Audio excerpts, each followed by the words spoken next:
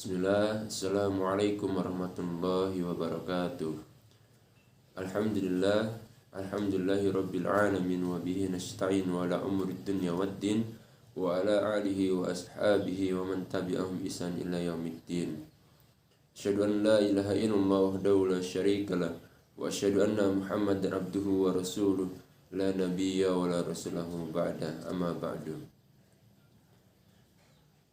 Anak-anak solih dan solihah yang semoga senantiasa dirahmati Allah Subhanahu wa taala. Alhamdulillah, kita bersyukur kehadirat Allah Subhanahu wa taala atas segala limpahan nikmat dan karunia-Nya, sehingga pada kesempatan di hari yang berbahagia ini, yaitu di hari Maulid Nabi kita Nabi Muhammad sallallahu alaihi wasallam, kita masih dapat untuk merayakan, untuk memperingati hari sukacita kelahiran Nabi besar kita, yaitu Nabiullah Muhammad sallallahu alaihi wasallam. Kemudian salawat serta salam selalu tercurah kepada Nabiullah Muhammad sallallahu alaihi wasallam beserta keluarganya, para sahabatnya, dan orang-orang yang senantiasa istiqomah mengikuti jejak langkah beliau sampai dengan hari kiamat kelak. Baik anak-anakku yang semoga dirahmati Allah Subhanahu wa taala, di hari ini yaitu hari Maulid. Apa itu Maulid? Maulid adalah hari kelahiran. Nah, terlebih hari ini adalah hari kelahiran Nabi besar kita, yaitu Nabiullah Muhammad sallallahu alaihi wasallam.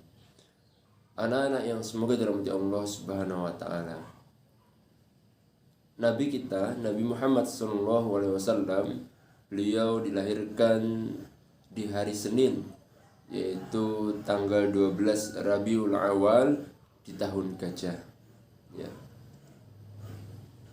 Ketika Rasulullah SAW dilahirkan ke muka bumi ini, ada banyak sekali tanda-tanda keajaiban yang mengiringi kelahiran Nabi kita Muhammad sallallahu alaihi wasallam. Karena apa? Karena beliau adalah orang yang mulia, orang yang kelak akan memimpin dunia dengan risalah Islam. Maka ketika kelahirannya pun itu banyak keajaiban yang mengiringi kelahiran beliau, yaitu Rasulullah Muhammad sallallahu alaihi wasallam. Apa saja keajaiban kelahiran Nabi kita Muhammad SAW? Yang pertama, yaitu keluarnya cahaya dari rahim ibunya Rasulullah SAW, yaitu dari ibu Siti Aminah. Sampai-sampai cahaya tersebut itu memancarkan sinarnya hingga ke kota Bushrah. Kota Bushrah ini anak-anak adalah sebuah kota yang ada di negeri Syam, atau hari ini Suriah dan sekitarnya, yang itu kurang lebih jaraknya dari kota Mekah sekitar 1000 km. Masya Allah. Bayangkan ketika kelahiran Nabi kita Muhammad SAW memancarkan cahaya sampai dengan ke kota Busrah yang jaraknya dari kota Mekah itu sejauh 1000 km. Itu tanda keajaiban yang pertama yang membuat orang-orang yang di sekitarnya yaitu mengalami takjub yang luar biasa. Kemudian yang kedua, beliau Nabi kita Muhammad SAW dilahirkan di tahun Gajah. Memang ketika itu terjadi penyerangan pasukan Raja Abraha yang ingin melululantahkan atau menghancurkan Baitullah, yaitu Ka'bah di kota Mekah. Ya. Namun yang telah kita ketahui anak-anak bahwa Baitullah itu adalah rumah Allah. Ya. Jadi ketika rumah Allah ingin dihancurkan oleh orang-orang zalim, maka Allah langsung yang menjaganya. Maka apa peristiwa ketika itu terjadi? Ketika pasukan Raja Abraha ingin menghancurkan Baitullah dengan pasukan gajahnya, ya. Lantas Allah Subhanahu wa taala mengirimkan Tayran ababil, yaitu burung-burung ababil, ya, yang setiap burung-burung itu membawa batu yang sangat panas, ya. yang itu menghancurkan seluruh pasukannya Raja Abraha, ya, sampai habis pasukannya, dan ia sebagian pun ada yang lari karena ketakutan, ya, sehingga mereka gagal untuk menghancurkan Baitullah, yaitu Ka'bah, rumah Allah Subhanahu wa taala. Masya Allah, ya. Inilah kejadian yang kedua yang mengiringi kelahiran Nabi kita Muhammad SAW. Ya, betapa mulianya kelahiran Nabi kita, sehingga banyak peristiwa-peristiwa yang mengiringi yang luar biasa. Kemudian yang ketiga, api-api yang disembah oleh orang Majusi, ya, yaitu orang-orang yang menyembah api yang ketika itu padam seketika, dan para pendeta-pendeta mereka merasa ketakutan. Ada apa? Api yang sudah ratusan tahun tidak pernah padam, tapi ketika Rasulullah SAW itu wafat, Rasulullah SAW itu lahir, maksudnya api itu menjadi padam. Ya, Masya Allah, inilah keajaiban yang mengiringi kelahiran Nabi kita Muhammad SAW. Anak-anak yang semoga dirahmati Allah Subhanahu wa taala, tak hanya ketika proses kelahirannya. Ketika Nabi kita sallallahu alaihi wasallam itu pun diambil, ya, atau diasuh oleh ibu susunya, yaitu Halimatus Sa'diyah, itu banyak mengalami keberkahan yang dijumpai oleh keluarga ibu susunya, yaitu Halimatus Sa'diyah.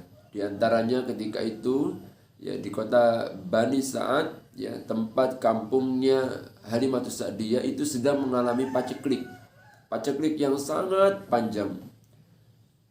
Pohon-pohon kekeringan, hewan ternak menjadi kurus kering kerontang, ya, bahkan ada yang tak mampu berdiri unta-untanya, ya. Kambing, kemudian unta yang biasanya menghasilkan susu itu tak mengeluarkan susunya karena musim kemarau, musim paceklik yang sangat panjang.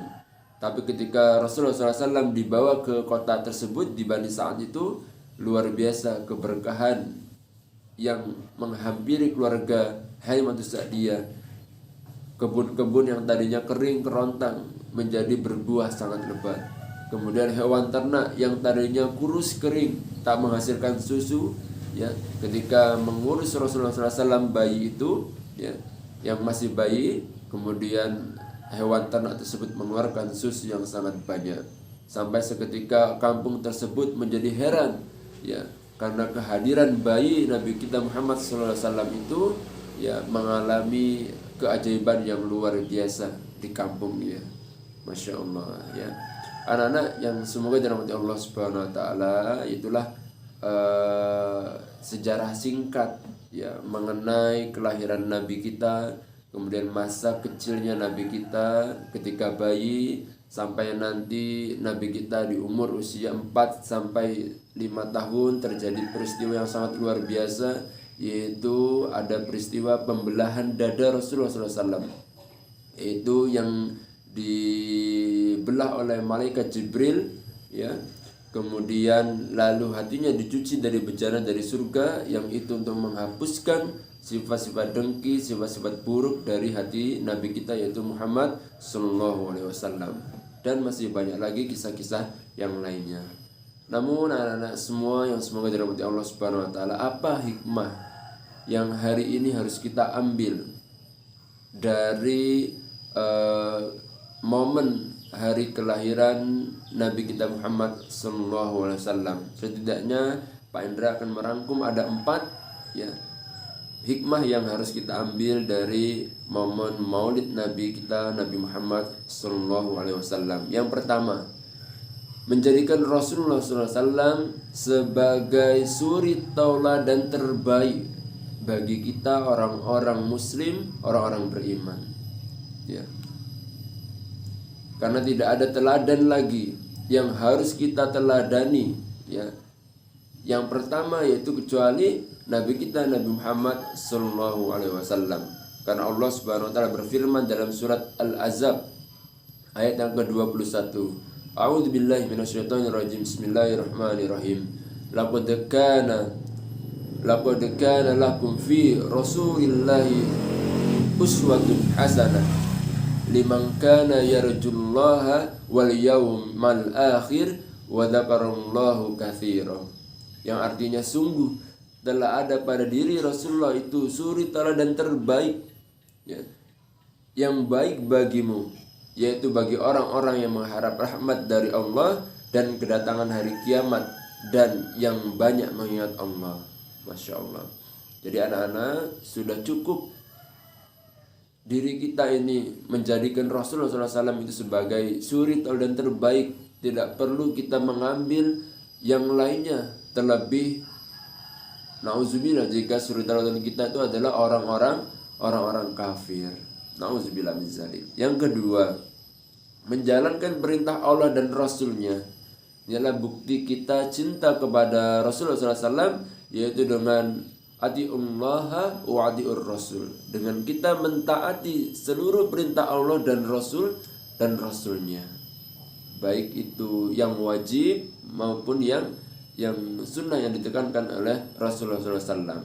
Contoh sholat, ya nak ya.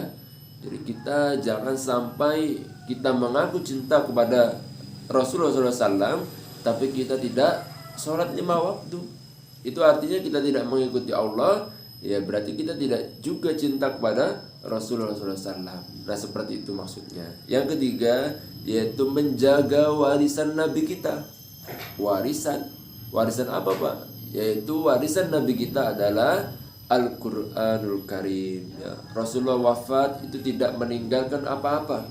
Beliau tidak meninggalkan harta, dinar, dirham, emas, perak dan lain sebagainya. Tapi Rasulullah wafat meninggalkan warisan yang terbaik untuk kita, yaitu Al-Quranul Karim, ya. Menjaga dengan bentuk apa Pak Indra? Dengan cara kita membacanya, dengan cara kita menghafalkannya, dan juga dengan cara kita merenungi setiap perintah, ya, setiap larangan yang Allah berikan melalui Al-Quran. Dan yang terakhir yaitu mengamalkan dan memperjuangkan Al-Quran. Nah ini yang harus kita pahami anak-anak sekalian. Mari kita amalkan Al-Quran itu sebagai pedoman terbaik dalam hidup kita, ya. Dan kita perjuangkan Al-Quran ini, ya, sampai kelak hari kiamat itu datang. Dengan cara apa? Kita harus rajin mempelajarinya, kita harus rajin menghafalnya, kita harus rajin mendakwahkannya, sampai kita yang paling tinggi adalah memperjuangkan Al-Quran. Jika Al-Quran atau ajaran Nabiullah Muhammad SAW yang dilecehkan, maka kita harus perjuangkan untuk membelanya. Wallahu a'lam bishawab. Itu saja anak-anak yang dapat Pak Indra sampaikan. Semoga menjadi muhasabah, menjadi motivasi untuk kita untuk senantiasa kita cinta kepada Nabi kita, yaitu Nabiullah Muhammad sallallahu alaihi wasallam. Akhir dakwana, akhir kalam, assalamualaikum warahmatullahi wabarakatuh.